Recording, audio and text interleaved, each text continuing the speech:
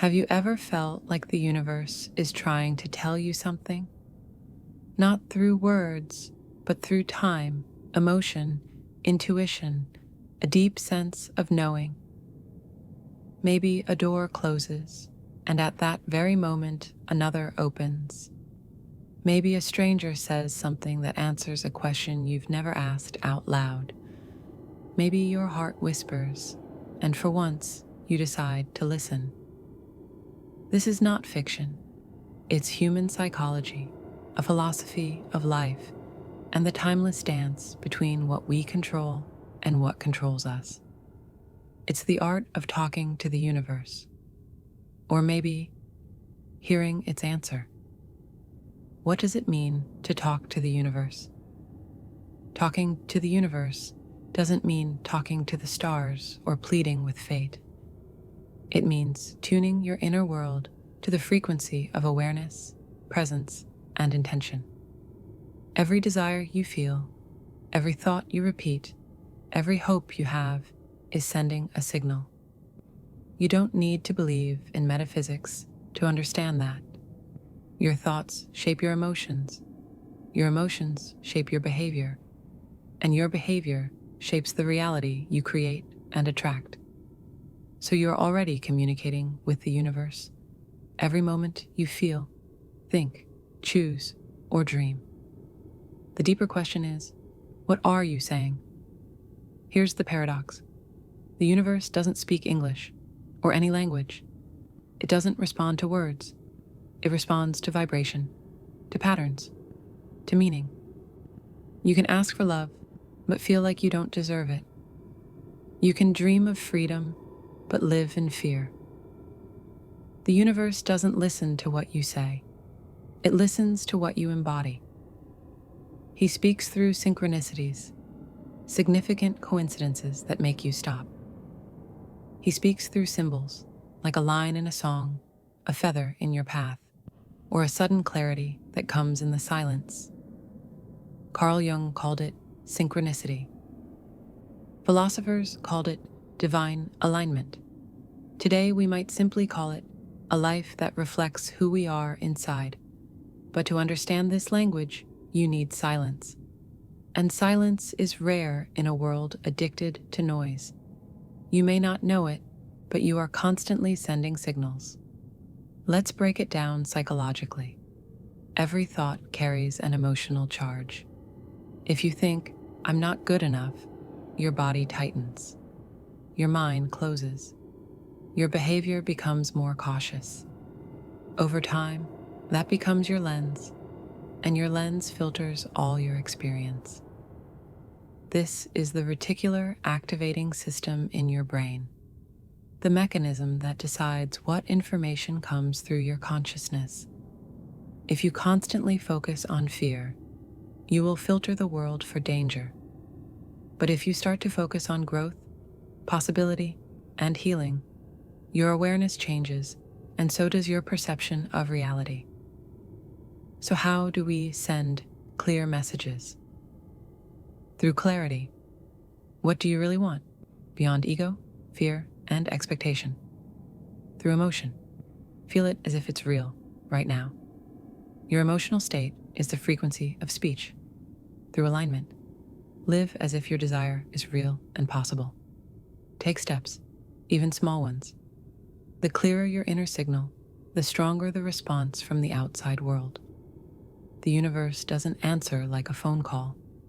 It answers through life, through feedback, through patterns. Imagine asking for courage, and suddenly you're in a situation where you need to be brave. You ask for clarity, and what you've been relying on falls apart, forcing you to see things differently. This isn't cruelty. This is a curriculum. Sometimes the answer is gentle, a line in a book, a moment of peace, a random idea that changes everything. Other times it's awkward. A relationship ends. A plan falls through. A door closes. But what if these aren't punishments?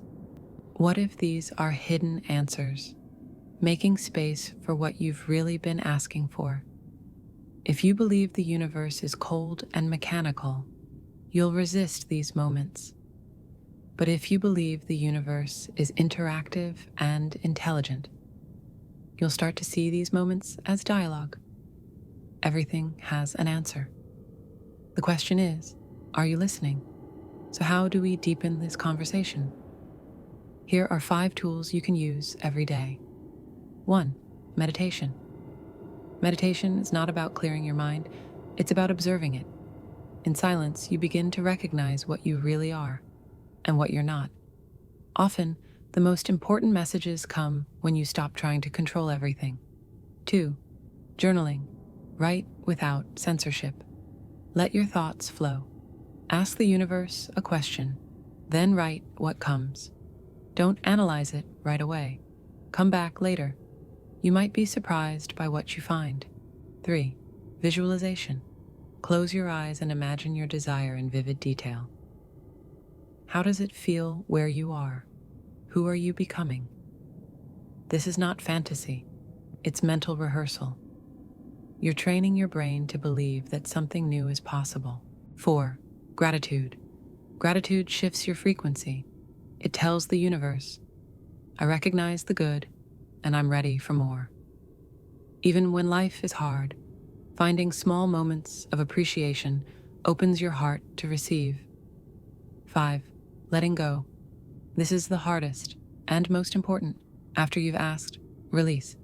Stop grasping, stop checking, stop controlling. Letting go is an act of trust, and that trust itself is a signal. You are the product of a lifetime of beliefs. Some you chose, many you inherited. Beliefs are like the architecture of your inner world. If your inner world is built on fear, self-doubt, or scarcity, then no matter how much you ask the universe, you may unknowingly reject the very things you long for. Why? Because belief governs permission.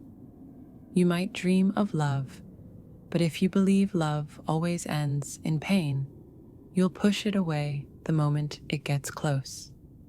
You might desire success, but if deep down you believe you're not worthy, you'll self-sabotage when opportunity knocks. So talking to the universe is not just about asking, it's about clearing the internal static.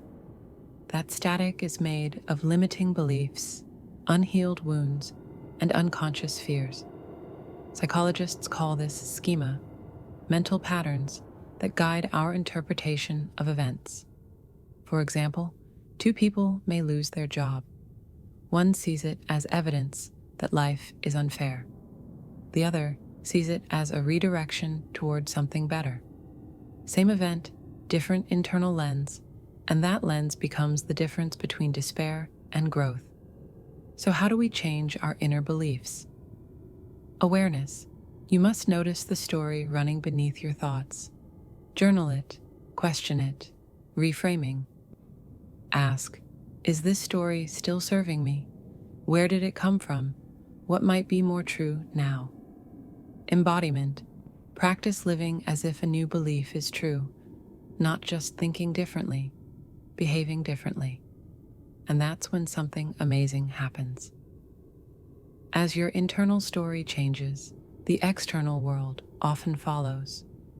Not because the universe suddenly changes, but because you're finally aligned with what's already possible. Silence from the universe can feel brutal, especially when you're desperate for direction, healing, or hope. You meditate, you journal, you beg the skies for a sign, and nothing. This phase is so often misunderstood. We think, maybe I'm doing it wrong. Maybe the universe doesn't care. Maybe I'm being punished. But silence is not absence. It's a different kind of presence. Think of a seed planted in soil. For weeks, maybe months, you see nothing. But underground, there's activity. Slow, invisible, essential. The universe works in similar ways. When things go quiet, it may not mean nothing is happening. It may mean everything is happening, just not in the way you expect. Sometimes the universe delays a response because you're still becoming the version of yourself who can understand the answer. Imagine receiving everything you ever asked for without the maturity to hold it. You'd drop it, waste it, sabotage it. So, silence is preparation. It's space for becoming. But that doesn't mean it's easy. So, how do you move through the silence? Return to presence. Focus on what you can control: your routines, your rest, your nourishment, your breath. Ask better questions instead of, why isn't it happening? Try, what might I need to see before it arrives? Trust the roots. Just because you can't see growth doesn't mean it's not happening. Trust you what's unseen. That's where all life begins. And finally, stop waiting in fear. Start living in faith. Live as if the answer is already on its way, because it often is. Talking to the universe isn't about control, it's about co-creation. You don't get to choose every outcome, but you do get to choose your state, your focus, your beliefs, and your energy. And when those are aligned, reality begins to shift. So speak your truth, feel your intentions deeply, move in integrity. Trust that something larger is not just watching, but responding. Because the universe doesn't answer in words, it answers in motion. And maybe, just maybe, it's already replying. If this message resonated, reflect on it. Ask the question your soul has been holding, and then wait. Not with anxiety, but with openness, because the answer is already forming.